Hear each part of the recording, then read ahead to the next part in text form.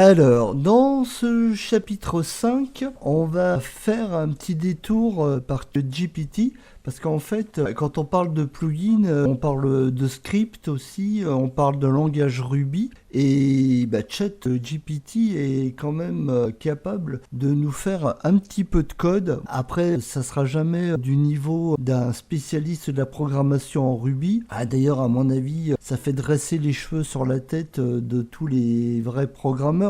Mais bon, ça peut nous rendre des petits services, créer des petits scripts. Alors, je vais vous montrer une entrée en matière dans ce domaine, bon, qui est un peu nouveau, qui est encore en bêta test et qui est loin d'être à son max, hein, parce qu'à mon avis, et c'est vraiment qu'un début. Donc, je vais vous montrer un petit peu comment j'ai déjà exploré un peu ce domaine. Pour ça, on va donc sur ChatGPT. Alors, moi, j'ai une version payante de ChatGPT. En fait, j'ai la possibilité d'accéder à des plugins. Donc, si je clique sur GPT-4, j'ai sélectionné la partie plugin bêta. Et une fois que j'ai sélectionné la partie plugin, eh bien, j'ai toute une liste de plugins que j'ai téléchargés. D'ailleurs, on a un plugin store où on peut venir encore chercher d'autres plugins. Il en sort des nouveaux tous les jours. D'ailleurs, si on tape par exemple code, voilà, on a Code Runner entre autres que j'utilise,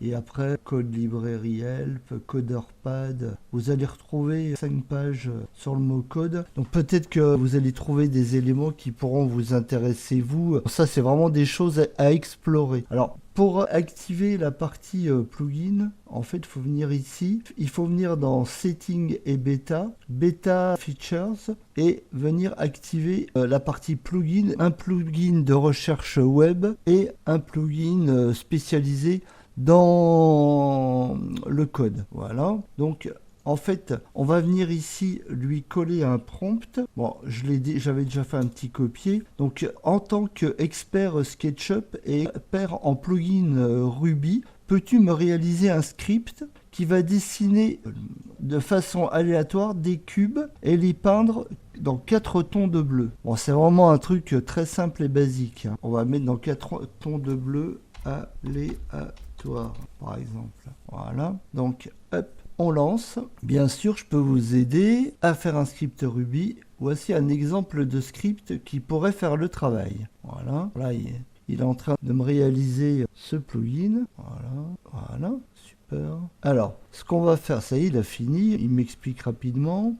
On va faire copy code et on va revenir dans SketchUp. Et là, on va venir, en fait, coller ce code dans ce qu'on appelle la console SketchUp. Alors, la console, en fait, vous allez la trouver dans développeur, console Ruby. Hop. Donc là, on a une console qui apparaît. Ce qu'on va faire, on va supprimer tout ça.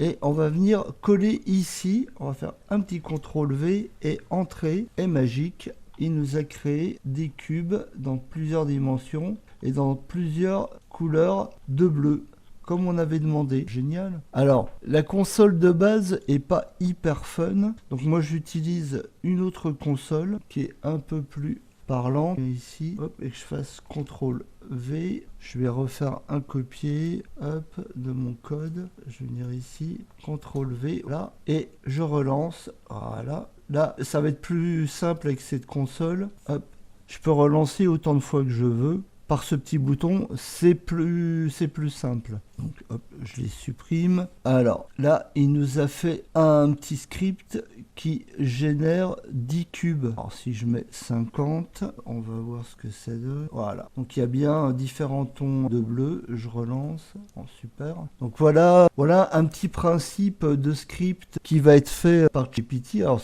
bon, c'est un peu pour le fun, hein, mais c'est assez marrant quand même. Après, je vous montrerai dans un chapitre suivant où justement je vous parlais de la création de barres d'outils personnalisées et de petits scripts personnalisés qu'on pourra utiliser justement et en faire un petit mini plugin avec ce gestionnaire de base. Donc voilà, tout ça dans le chapitre suivant.